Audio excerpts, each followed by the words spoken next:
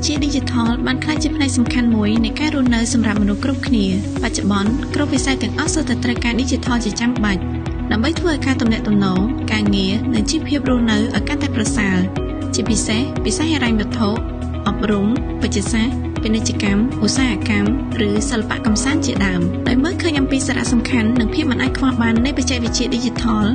ឯកឧត្តម ជីវ៉ាន់ដេតរដ្ឋមន្ត្រីក្រសួងប្រៃសណីនិងទូរគមនាគមន៍បានសម្រេចដាក់ចេញនូវកម្មវិធីកម្ពុជាឆ្ពោះទៅ Digital ឬ Go Digital Cambodia ក្នុងគោលបំណងចូលរួមគាំទ្រនិងកសាងសង្គម Digital មួយប្រកបដោយបរិយាបន្នក្រោមទស្សនៈមួយគឺចូលរួមទាំងអស់គ្នាដើម្បីកម្ពុជាឆ្ពោះទៅ Digital កម្ពុជាឆ្ពោះទៅ Digital គឺជាមជ្ឈមណ្ឌលប្រមូលផ្ដុំធនធាន Digital ដែលមានបេសកកម្មដូចជា 1. អភិវឌ្ឍសមត្ថភាពនិងការផ្សព្វផ្សាយចំណេះដឹង Digital ដើម្បីបង្កើនជំនាញនិងចំណេះដឹង Digital ជំរុញការចាប់យកបច្ចេកវិទ្យាសម្រាប់ប្រើប្រាស់ក្នុងជីវភាពរស់នៅប្រចាំថ្ងៃ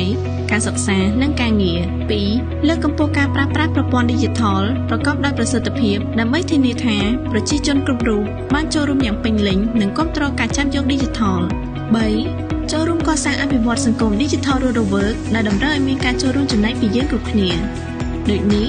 ចូលរួមទាំងអស់គ្នាដើម្បីកម្ពុជាឆ្ពោះទៅ Digital